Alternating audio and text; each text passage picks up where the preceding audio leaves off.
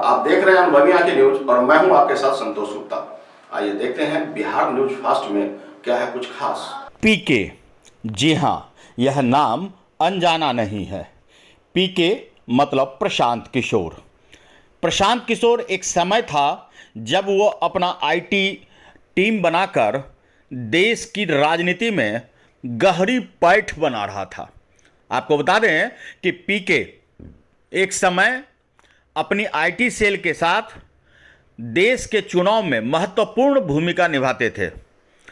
वे प्रधानमंत्री मोदी के लिए भी काम कर चुके हैं और मुख्यमंत्री नीतीश कुमार के लिए भी। आपको बता दें, विभिन्न मुख्यमंत्रियों और विभिन्न नेताओं के लिए उन्होंने जीत का श्रेय भी लिया और उनके लिए काम किया। लेकिन अब प्रशांत किशोर स्वयं अपनी पार्टी बना चुके हैं। जन स्वराज उनकी पार्टी है और जन स्वराज के संस्थापक प्रशांत किशोर जमीनी स्तर पर अपनी तमाम तकनीकी सोच और जनता के मुद्दों को ध्यान में रखते हुए पदयात्रा कर रहे हैं। जानते हैं कि 2025 यानी इस साल अंत तक होने वाले विधानसभा चुनाव में जन स्वराज के सुप्रीमो यानी प्रशांत किशोर की पकड़ कितनी होगी वोटों पर। क्या 243 सीटों पर चुनाव लड़ने के बाद प्रशांत किशोर की बन जाएगी सरकार?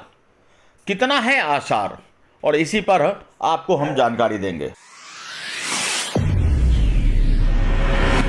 बिहार विधानसभा चुनाव में प्रशांत किशोर की जीत की संभावना को लेकर कई विश्लेषण और अनुमान लगाए जा रहे हैं।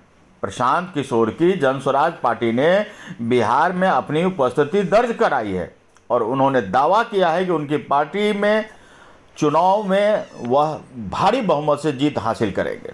दरअसल ऐसी सोच के पीछे एक महत्वपूर्ण कारण भी है। प्रशांत किशोर ने अपनी पार्टी के लिए एक अनोखी रणनीति बना रखी है। उन्होंने 11 मई से पूरे राज्य में हस्ताक्षर अभियान शुरू किया, जिसमें वे बिहार के लोगों से नीतीश कुमार की विश्वसनीयता के बारे में बात करने और 3 मुद्दों पर चर्चा करेंगे: जाति, जनगणना और दलित महादलित परिवारों को जमीन देना और जमीन का सर्वेक्षण। जन स्वराज पार्टी की संभावनाएं इसलिए भी बढ़ जाती है कि प्रशांत किशोर की जन स्वराज पार्टी की संभावनाओं और कई विश्लेषकों का मानना है कि पार्टी को बिहार में अच्छी प्रतिक्रिया मिल रही है, भारी भीड़ जुट रही है।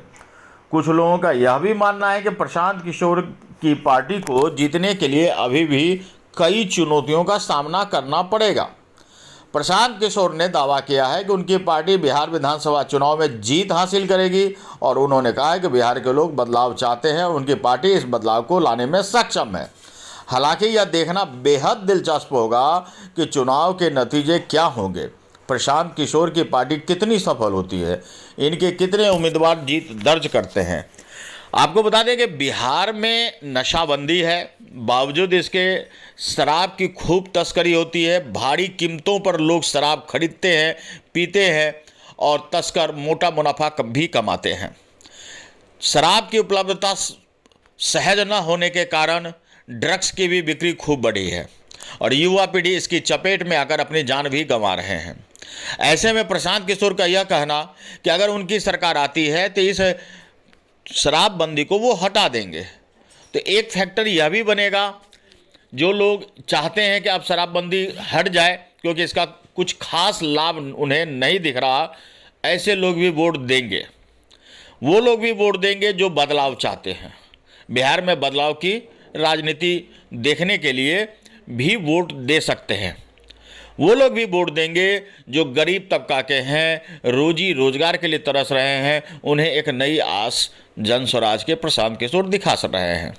अब देखना होगा कि प्रशांत किशोर के नाम पर 243 सीटों पर किस तरह लोग वोट करेंगे और किस तरह जीत दर्ज होगी।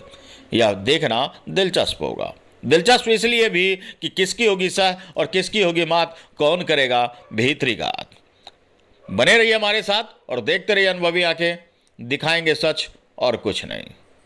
अगर हमारा चैनल आपको पसंद है तो लाइक शेयर सब्सक्राइब अवश्य कर दें। तो आज के लिए इतना ही। हमारे साथ बने रहिए और देखते रहिए अनुभवी आंखें न्यूज और पढ़ते रहिए अनुभवी आंखें अखबार। सोशल साइट्स ऑनलाइन चैनल पे जाकर आप हमारे चैनल्स को देख सकते हैं, लाइक और सब्सक्राइब भी कर दीजिए। दोस्तों, आप हमसे जुड़ने के लिए अपना पासपोर्ट साइज फोटो और एक आधार कार्ड की फोटोकॉपी हमें भेज दें और हमसे जुड़ें। हमारे से जुड़ने के लिए इस नंबर पे आप हमसे बात कीजिए। हमारा नंबर है 8826227802।